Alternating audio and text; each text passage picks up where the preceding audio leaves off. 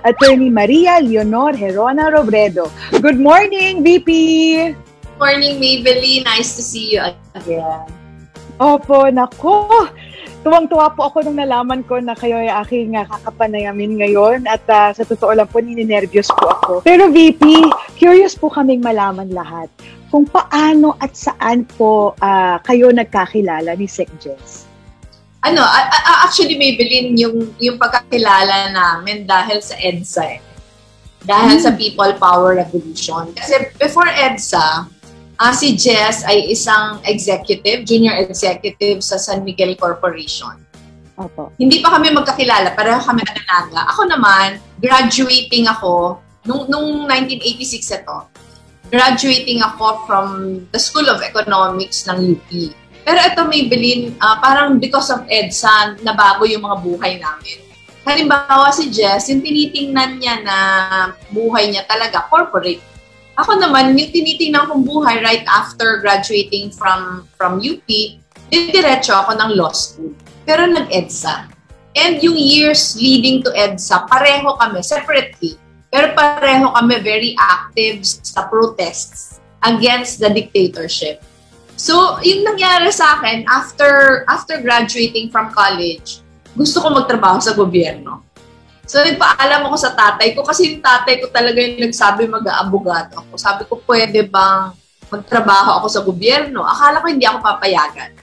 Pero siguro alam ng tatay ko na hindi ako magiging masaya kung hindi ako naging bahagi. So, pinayagan ako. And ang dream job ko noon, after graduation, mag-a-apply ako sa NEDA. So, bakit NEDA? Kasi economics yung aking course. Tapos yung na-appoint na head ng NEDA noon, si Professor Monsod. Si Professor Monsod, teacher ko parang sa 3 o 4 na subjects. So yung plano ko talaga after graduation, nagtatrabaho sa NEDA. Si Jess pala, ganun din. Parang nung nangyari yung EDSA, gusto niya na magtrabaho sa gobyerno. And nakakuha siya ng opportunity doon sa amin sa Naga. So, na-appoint siya na head ng Bicol River Basin Development Office. So, ako, ang plano ko, after graduation, umuwi ako sa amin for the summer break. Pero ang plano ko, after a short summer break, babalik ako dito, mag-a-apply ako ng NEDA. Pero nung nandun ako sa amin, alam mo, ikaw taga-Pangasinan ka din, di ba? So, alam mo na parang pag bakasyon, nagkikita-kita yung mga classmates dati. Parang reunion. Pag uwi ko nung summer, nagkita-kita kami ng mga kaklase ko nung high school, nagkakwentuhan, and meron akong parang 2-3 kaklase na bagong tanggap sa Bicol River Basin. Graduate sila ng UPLB, economics din yung kanilang course. Tapos kinikwento nila sa akin na okay doon, yung head maayos, mahusay, yung trabaho, swak sa course natin. So, naisip ko to give it a try. So, nag-apply ako. Pero ito Maybelline, medyo disaster yung first interview ko. Kasi at the end of the application process, i-interview ka nung head. At yung head na yun, yung asawa ko. Yung head si Jessie. I would be meeting him for the first time. So, ito namang mga kakilala ko, sinabi, nako, yung head, pamangkin siya ng governor. So, makakatulong na matatanggap ka kung humingi ka ng recommendation letter from the governor. Yung governor noon, kaibigan ng tatay ko. So, nakiusap din ako na kung pwedeng makahingi ako ng recommendation letter. Dahil iniisip ko na makakatulong yon. So, nung nag-interview ako, pagpasok ko pa lang, parang ines si Jessie. Hindi ko maintindihan kung bakit, pero nakita ko hawak niya sa kamay niya yung recommendation letter. Alam ko na.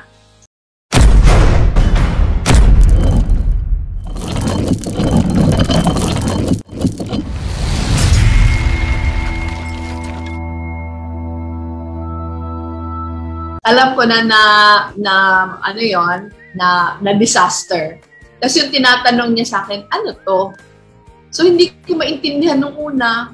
Ilang beses niya inulit hanggang na-realize ko na tinatanong niya kung bakit ako may recommendation letter. So, sinabi ko na humingi na kaagad ako ng apology. Tapos ang sinabi niya sa akin na bakit humingi ka?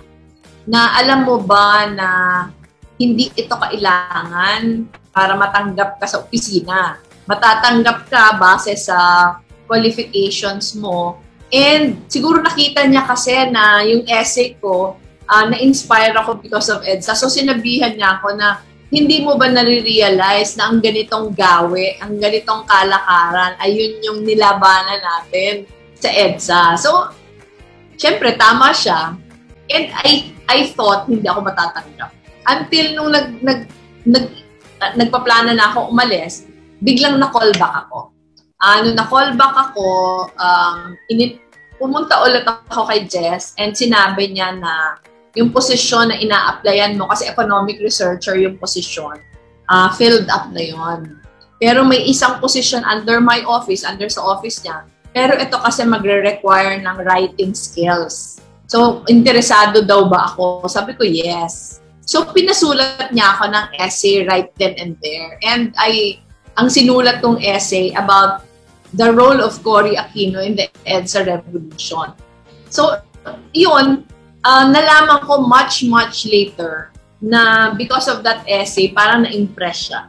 Doon kami nagkakilala. So, hamak na maliit na empleyado, siya yung pinaka-boss ng office. Siya, 7 years older than I am. Ganon yung aming umpisa. Tapos, naging whirlwind yung courtship. Yun? A year after we first met, kinasal na kami. Nako! So, hindi po pala siya love at first sight, BP? Hindi. Tingin ko inis siya sa akin nung nakita ko. Pero alam mo, Maybelline, looking back, parang yung pag-question niya doon sa dala-dala kong recommendation letter, doon din ako na-impress.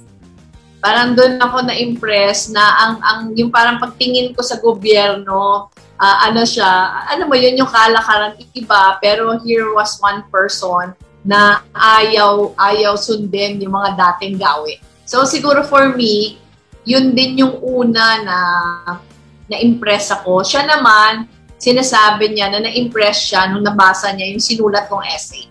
Yun yung sinabi niya. Wow! Pero, VP, paano po nanligaw si Sec Jessie? Very traditional, Maybelline. Natanggap kasi ako August, tapos para mga 3rd week of September. So, sir, ang tawag ko sa kanya kasi boss ko siya.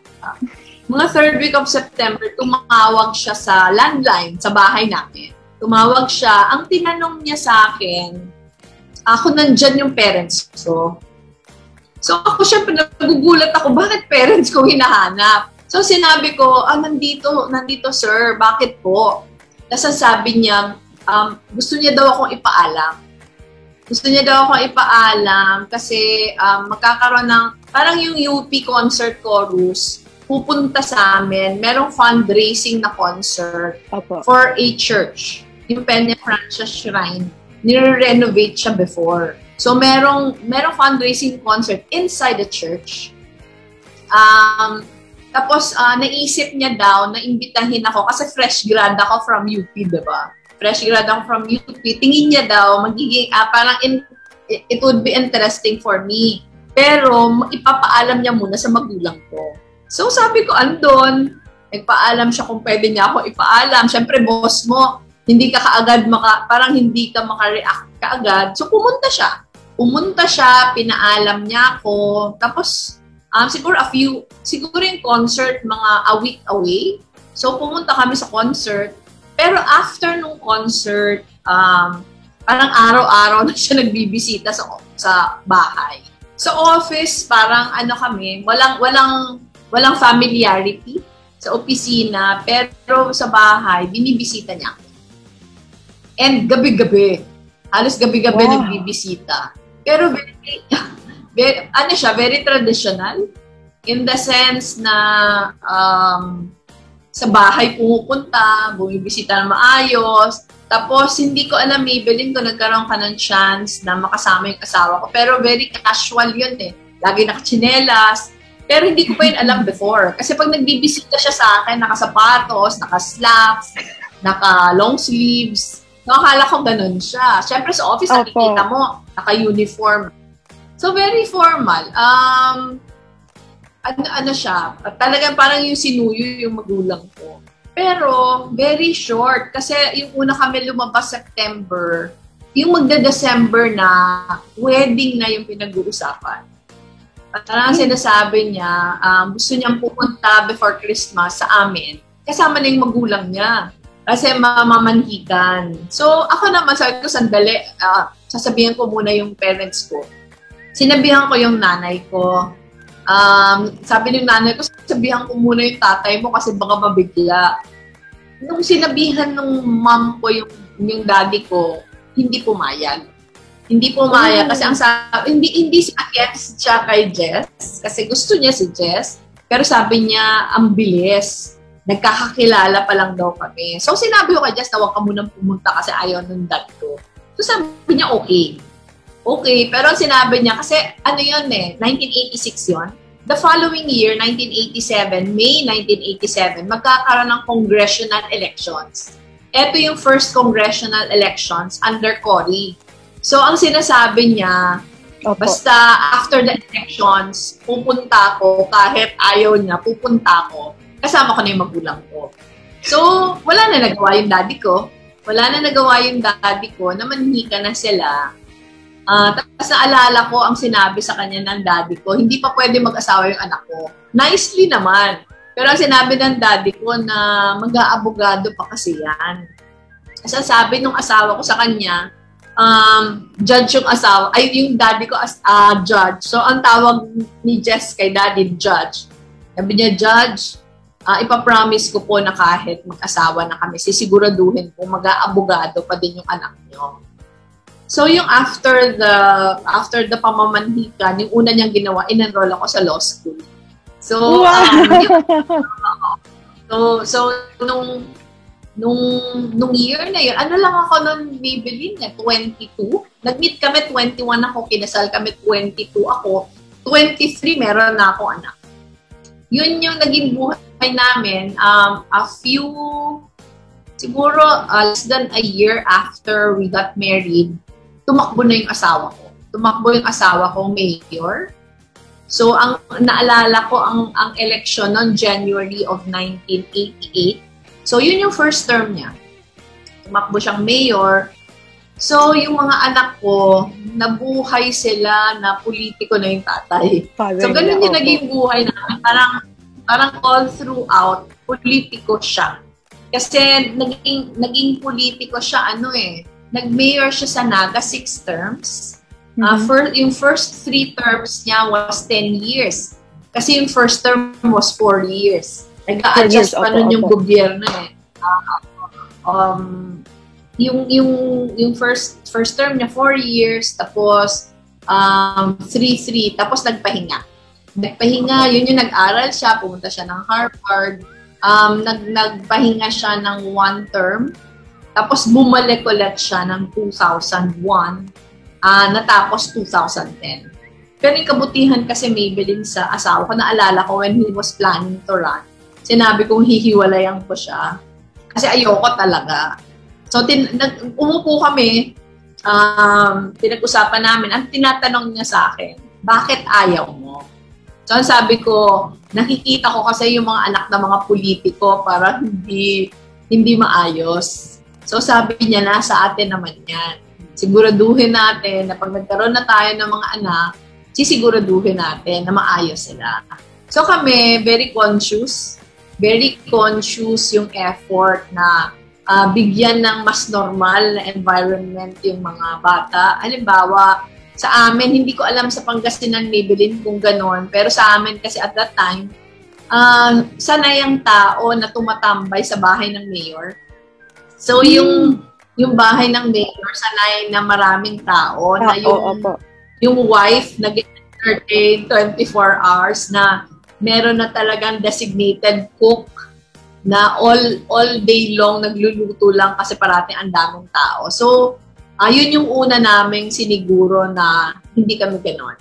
So, parang yung bahay namin naging sanctuary.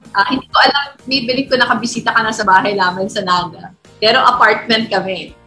So, apartment kami, meron lang siyang, pag nasa loob kami, hindi kami nag-entertain kasi walang lugar para mag-entertain. May mga pumupunta din. Meron kaming maliit na balkon. Pag may mga pumupunta, nandun yung mga tao. Pero pag bumaba yung asawa ko, kasi he's in the office 7 o'clock in the morning. Pag bumaba siya, sinasama niya lahat. So, doon na tayo sa opisina magtutuloy. So, yung mga tao, may mga tao hindi na sanay pumunta sa bahay. Yung mga tao sanay na sa office kasi nandun siya all day. VP, matanong ko lang kasi nakwento nyo nga po kanina, parang sobrang bilis nung pag-uumpisa ninyo ni Sec Jessie.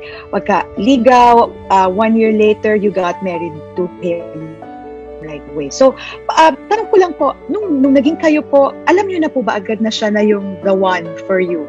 Or meron pa po ba kayong mga signs na hiningi kay God na bigay mo sa akin kung ito na ba talaga yung para sa akin? Ako wala. Para sa akin, Maybelline, nung nakilala ko na siya, alam kong siya na yung gusto ko mapangasawa.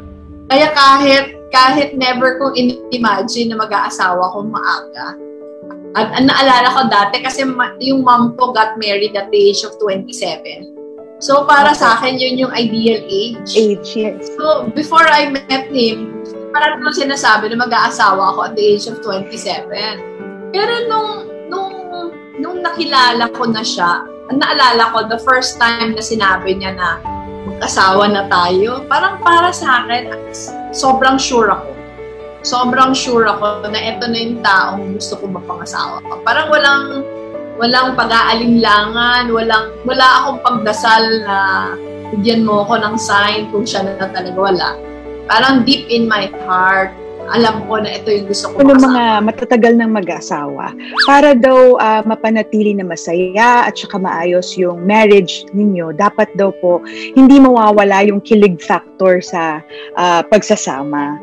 Matanong po namin, paano po kayo pinapakilig noon ni Sec Jessie? And I'm sure even to this day, kahit di po natin sila kasama, pag naiisip nyo sila, for sure napapangiti pa rin kayo. In the way, may nararamdaman pa rin kayong kilig. Yung asawa ko kasi, Maybelline, ako kilala mo ko, di ba? Parang parang hindi ako emotional na tao eh. Ever since, ganito ako. Okay. Gusto ko sabihin, hindi naman siguro bato, pero kilala ko sa amin, among friends na ganun. Parang wala akong parating reaction sa mga bagay. Yung asawa ko, baliktad. Yung asawa ko baliktad, siya yung very expressive, siya yung... So sa amin, kuripot Maybelline yung asawa ko, sobrang kuripot. As in, legendary. Kilala siya sa amin ng lahat na sobrang kuripot. Pero sa amin, siya yung tipong laging nagbibigay ng flowers. Laging... Mas busy siya sa akin, pero siya yung tipong magda-drop by lang sa opisina na walang dahilan. O halimbawa, nag-drop by lang sa opisina ko dahil may dala siyang merienda. Yung mga ganon. Halimbawa, grabe kasi yung migraine ko, Maybelline. Grabe yung migraine ko and alam niya yung klase ng massage na makakaalis sa migraine. Yung sa massage sa ulo, saka sa neck, saka sa shoulders. So, pag tinetext ko siya, nasa office ako niyan, pag tinetext ko siya na grabe na naman yung migraine ko, bigla yung susulpot. Ilang susulpot, tapos hihilutin yung migraine ko. So sa kanya, hindi lang yun sa akin, pati sa mga bata. Yung, halimbawa, yung involvement niya sa mga bata, hindi lang sa PTA. Hindi lang kung may mga recital o may competition, pero yung ordinaryo na, yung day-to-day, halimbawa, consistent. Yung mga bata, yes, very consistent until the very end. Halimbawa, yung mga bata kasi mga swimmers, diba? Mga swimmers sila. So, after school, nagte-training sila ng swimming. Makakauwi sila ng mga 7, mga 8 in the evening. So, ang ginagawa ng asawa ko, after 5, pupunta na siya sa lahat ng patay. Pupunta na siya sa lahat ng, parang yung events niya, gagawin niya na while yung mga bata nagsuswimming. Para pag uwi ng mga bata sa bahay, andyan siya. andyan siya, tapos hati kami ng pag-tutor. Very hands-on kami sa pag-tutor sa mga bata. Hati kami sa subjects na tutor. Basta yung math, siya yun. Yung mga project, kanya yun. So parang, marami kasi mga politiko parang absent, diba? Dahil may excuse kasi. Yung asawa ko, hindi. Yung asawa ko was a very involved father. As in every step of the way. Naalala ko nung last few years niya, andito na siya sa Manila eh. Kasi DILG na siya. Yung kasama niya dito, yung dalawa kong anak. Yung si Aika saka si Trisha. Opo. Ang naiwan sa Naga ako saka si Jillian. Kasi si Jillian ay grade school. So pag may mga, sa mga bata, halimbawa si Trisha, may exam, magte-text na siya sa akin. Magte-text siya sa akin, tapos magdadasal kami ng sabay. Magdadasal kami, tatawagan niya ako, magdadasal kami ng sabay, or sabihin niya, magdadasal tayo ganitong oras kasi may test, may exam si Trisha. Halimbawa si Jillian kasi laging contestant sa math. Opo. Hindi ko kaya magturo kasi mahina ako sa math, so siya. Pero ano ba, ang gagawin ni Jillian, yung mga problems na hindi niya ma-solve, pipicturean niya, ipapadala niya kay Jess. Kasi ang gagawin ni Jess, isosolve niya yung formula, pipicturean niya din, papadala niya kay Jillian. Ang naalala ko, several times, ang sinulatan niya yung tissue ng Malacanang kasi apparently nag-cabinet meeting siya. Pero sasabihin ni Jillian, pa, hindi ko maintindihan ito. Sasabihin niya, sandali lang. Tapos, paminsan tatawag siya, sabihin niya, nagka-cabinet meeting ako, kaya lang pumunta lang ako sa banyo para matawagan kayo. Yung mga ganon. Wow! Tapos halimbawa, ito nahalata to ni Pinoy, na parang sinabi ni Pinoy na si Jess, pag andito sa opisina ko, kasi si Pinoy parang meron siyang malaking jar na may mga chocolate. May mga chocolates yung jar. Si Jess daw, kuha ng kuha, tinitake home. Parang pag may nagustuhan siya, gusto niya, malasahan din namin. Naalala ko bibilin may isang sona. Bibilin may isang sona. First sona niya yata yon as DILG. Binilin ko siya. Na pag sona, ang isusuot mong barong, yung maayos. Yung pinya yung isusuot mong barong. So, sinabi ko, nagpadala ako sa kanya ng barong na isusuot niya for sona. So, nag-promise siya sa akin na oo. Nung sona na, di ba sa sona, pinapatay yung mga telepono, iniiwan yung mga telepono. So, hindi ko siya matawagan. Nakita ko sa TV, yung asawa ko, ang liit ng barong. Hindi yun yung pinadala ko. Hindi yung pinadala kong barong. Tapos, apparently, nakalimutan ko na kung ano nangyari doon sa barong na hinanda niya. Basta nung nagsona siya, wala yung barong. So, pinahubad niya yung kasama niyang aid. Yung kasama niyang aid, mas maliit sa kanya. Pinahubad niya, yun yung barong na sinuot niya. So ako, syempre, pinapagalitan ko siya. Sabi ko, binilin pa kita, pinaplansya ko pa yon. Kasi sinasabi niya, wala namang makakahalata nun. Ikaw lang naman nakakahalata. So siya, parang sobrang detached. Yes. Sobrang detached sa material na mga bagay, sa kanya. Yun yung taong walang alam na brand. Para sa kanya, meron lang siguro siyang palit-palitan ng t-shirt. Kahit ano yun, okay na sa kanya. VP, wala naman pong perfect marriage, wala rin naman din kasing perfect na tao. So talagang may mga time na may hindi pagkakasunduan or pag-uunawaan ng mag-asawa. Sa mga panahon na may misunderstandings po kayo ni Sec Jess, paano niyo po yun hinarap na mag-asawa? Maybelline, wala ako naalala na fight. Ang gusto ko sabihin, nagkakainisan din kami. Pero yung asawa ko kasi, siguro dahil sobrang busy niya sa trabaho, ang dami niyang iniisip, parang siya yung tipong, parang sa kanya walang problema. Ang gusto ko sabihin, kahit inis na inis ka na, parang sa kanya normal pa din. So never na nagkaroon kami nung hindi kami nag-uusap, wala kami nun. Yung hindi kami nagbabatian, never na nangyari yon. Never na nangyari na nagtalo kami, nagtaasan kami ng boses. Never nangyari. 25 years kami magkasama. Pero never na nangyari. Never na nangyari. Parang ako lang yung laging naiinis. Halimbawa, ano yung mga kinakainisan ko? Yung mga kinakainisan ko, maybe halimbawa, lalabas kami. Lalabas kami dahil kaming mga babae, mas matagal magbihis, pinapauna niya kami. Tapos naiinis kami kasi kung kailan kami tapos na lahat, saka pa lang siya mag-uumpisa maligo. Tapos ang sasabihin niya, ang bilis ko lang kasi. So, parati ko sinasabi, kasi nung patapos na kami, dapat nag-umpisa ka na. So sobrang minor. Tapos, yung sa akin din, maybe gusto niya lagi, pareho kaming suot. Wow! Alam to ng mga friends ko sa Naga. Halimbawa, bibili siya ng shirt, tapos bibili, parang his and hers lagi. Pati nga tela. Naalala ko, pumunta siya sa India. On an official trip. Pagbalik niya, marami siya, siguro 4 yata na tela yung dala niya. Pinatahi niyang dress ko, tapos polo niya. At gusto niya, sabay namin gagamitin. Hiyang-hiya ako sa ganyan. Hiyang-hiya ako, pero wala akong magawa. Namin magkapareho nilo. Ay, yung mga polo shirt, alam mo yun, yung mga, may mga color na mga, may butones na mga shirt.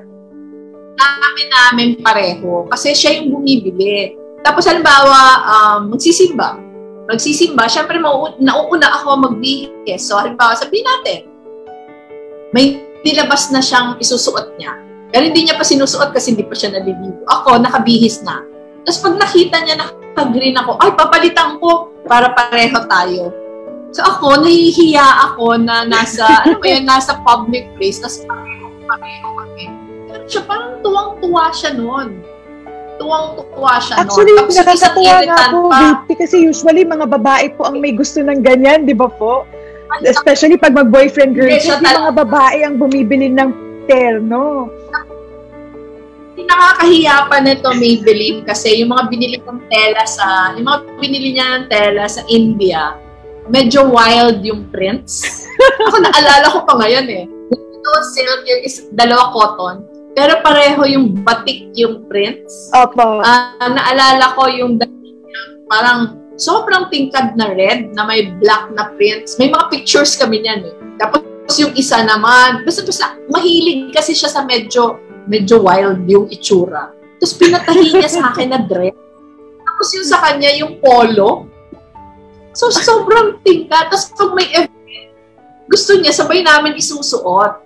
So, syempre, tinatawanan ako ng mga friends ko. Pero siya, happy siya.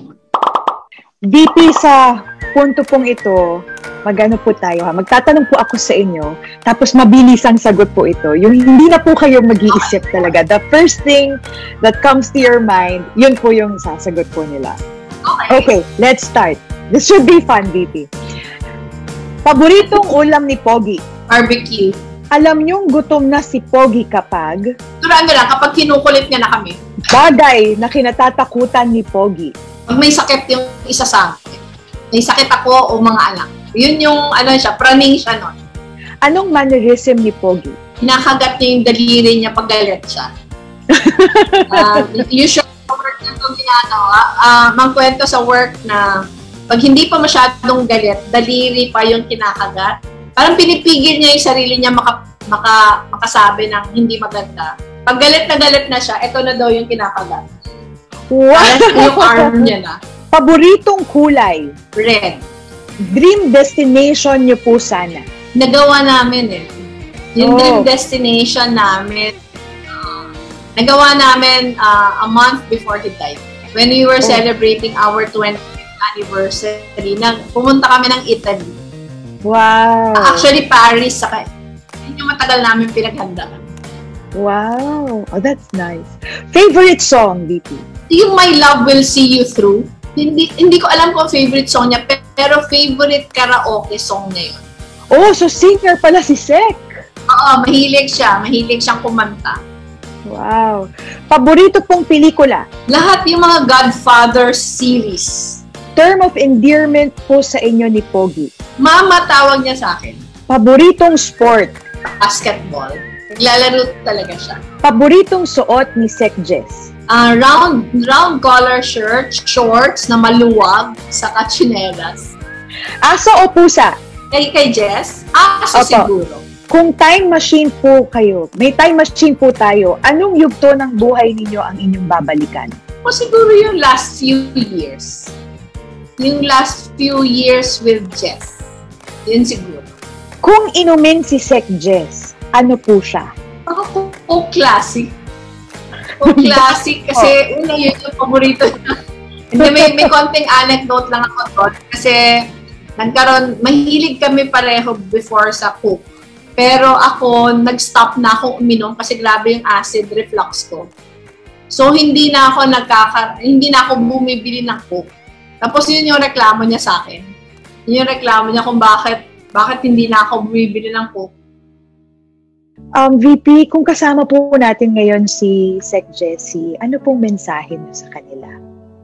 Ako sa akin siguro masalamat lang. Kasi alam ko kasi may bilin na ginagayin niya pa din ako everyday. Of course. Since siya nawala, nag-run ako for Congress, nag-run ako for VP, tapos 5 years nang grabe yung pinagdadaanan ko as VP. Parang ako kasi political neophyte naman ako eh. Kahit tinulungan yung asawa ko, parang wala naman ako ibang experience other than helping him out. So wala ako network, wala ako anything. Pero parang, alam mo yun, parang instinctively, nakukuha ko na lang kung anong dapat gawin. And I think siya yun. Siya yung nagbibigay ng gano'n. So sa akin, salamat na hindi ako iniwan. Pero yung pangalawa siguro, pag ini-imagine ko, ano kaya ang reaction niya sa mga nangyayari ngayon? Ako tingin ko natatawa siya. Kasi parang twice in his political life, sinabihan niya ako na ako yung pumalit sa kanya. Parati ang sagot ko sa kanya, over my dead body. Sabi ko, hindi ako papasok sa politika. So ngayon na pumasok ako, tingin ko natatawa siya. Kasi naalala ko yung last na sinabihan niya ako. Sabi niya, tingin ko magiging mahusay kang politiko eh. Kasi nakikita ko nga sa pagtulong mo sa akin. Sabi ko, parati ko sinasabi na parang unbelievable yan. Talagang ayaw ko talaga ng politika. Sabi ko, okay na sa akin na ako na lang nag-aasikaso ng mga kailangan niya. Pero kung ako mismo, sabi ko, hindi ko nga ma-imagine kasi mahihain ako bibili. Sabi ko, hindi ko nga ma-imagine na aakyat ako dyan sa entablado at parang alam mo yon yung political speeches. Although, yung first lady ako, syempre nagiging guests naman ako sa mga events. Pero yung mga speeches na ginagawa ko, parang mas casual. Pero yung asawa ko kasi fiery yun eh. Fiery siya mag-platika sa stage. Parang hindi ko na-imagine yung sarili kong gano'n. So, I think natatawa siya sa akin. O yan, parang kinain mo lahat na sinabi mo. Parang gano'n. Ay, nako, VP. Kung may oras pa po sana tayo, kayang-kaya hanggang kalahating araw na pag-uusap. Kulang pa. Maraming salamat po, VP Lenny.